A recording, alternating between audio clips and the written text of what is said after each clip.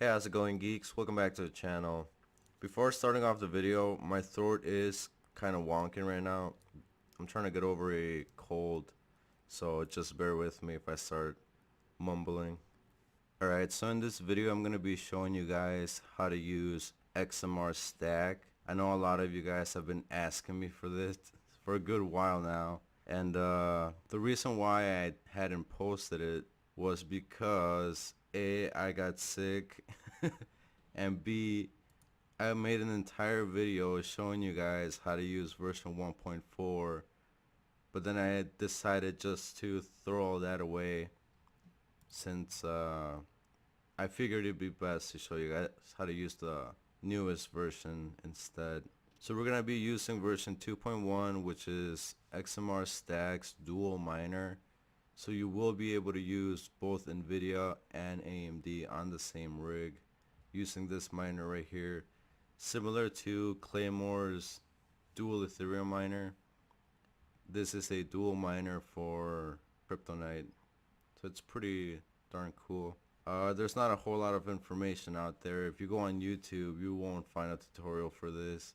So I figured it'd be helpful for you guys. I always enjoy just, helping you guys out, because I know a lot of this stuff is really confusing. So the first thing we're going to want to do is download the file. I'll put all the links down below like I always do. Once we have our zip file in our desktop, the next thing we're going to want to do is extract it. Once we have our file extracted, we're going to double click it.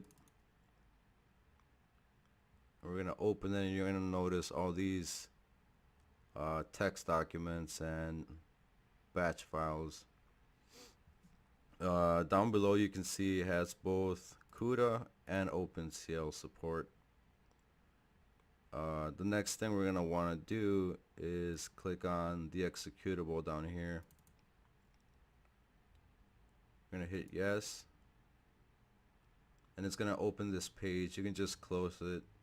It's pretty much telling you it ran administrator mode for you guys.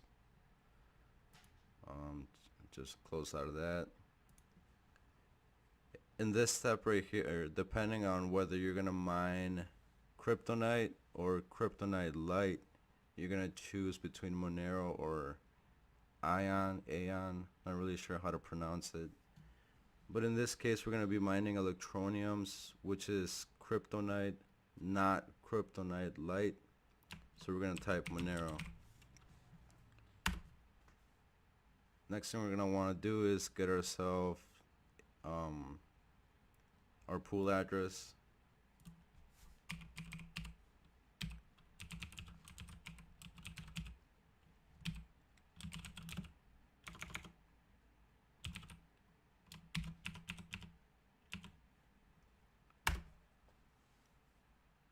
In this next step, depending on whether you're using Supernova or a pool that requires login information, you're going to either type your login and your worker name, or else you're just going to paste your address. In this case, the pool I'm using just uses the address itself, so I'm not going to have to put in the worker info or anything like that.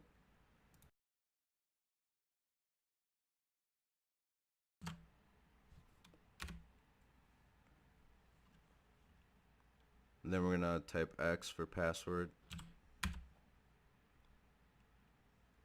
I'm not sure if the pool supports TLS or SSL, but either way, I'm not going to use it, so I'm just going to type no. Do you want to use nice hash? Of course I don't. We don't want to use multiple pools either, so we're going to type no.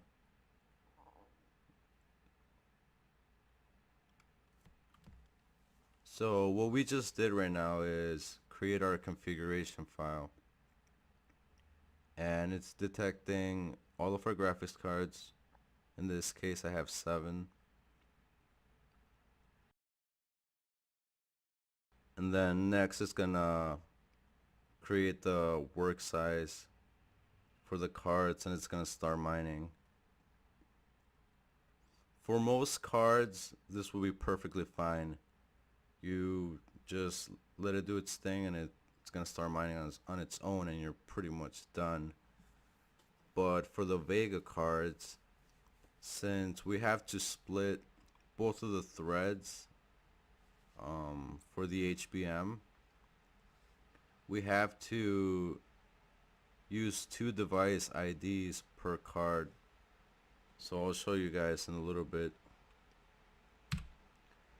So as you can see right here, we're only hashing around 9K or so, which is obviously not right.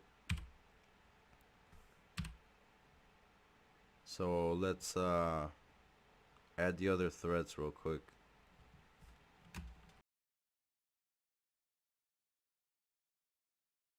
The way we're gonna do that is by clicking this AMD text document up here. We're gonna open it.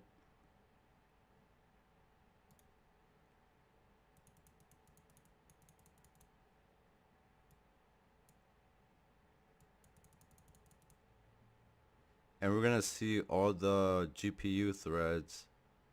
The miner are created automatically. What it thinks is the optimal settings for the card, which are not correct. As you can see right here, we're only using 4 gigabytes of the memory. So we're gonna divide this into 2 threads. We're gonna copy this.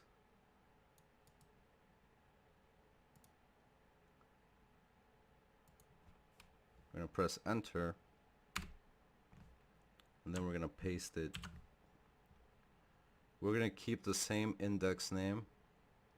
We're gonna change the first intensity to 2016 and the second intensity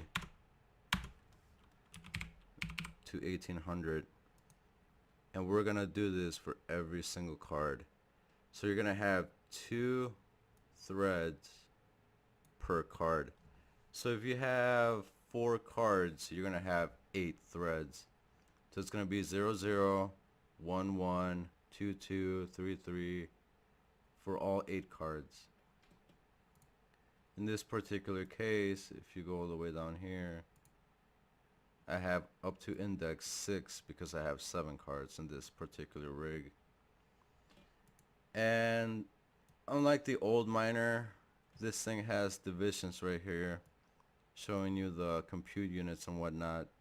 So it's a little annoying. You can't just copy and paste the entire string. So I'm gonna go ahead and do all of this manually for you guys, and down below in the video I'll just clean it up and paste it on there so you guys don't have to come in here and manually change everything.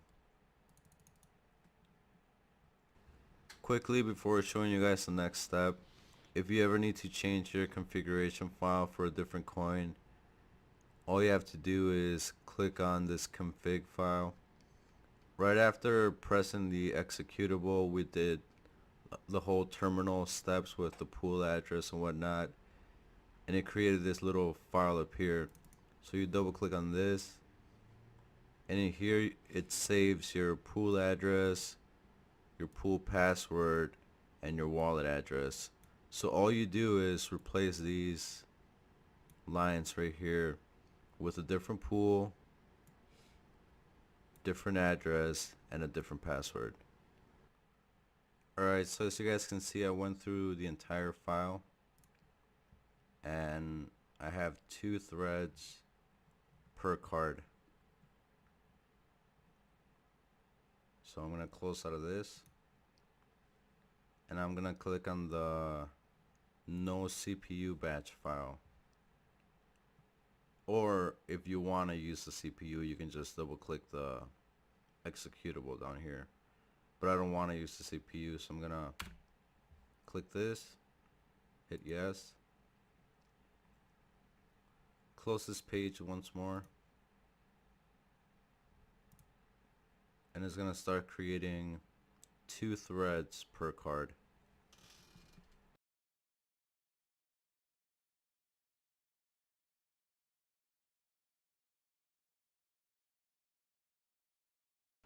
And there we have it. We have a total of 13 threads, 0 to 13, which is 14 total, and which means 2 threads per card, which adds up and makes sense since I have 7 cards right now.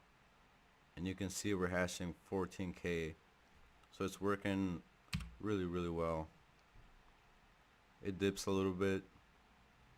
I think after a day of using this miner, it kind of sits around here, 13.97 or so. As you can see, we're getting good results, no errors or anything.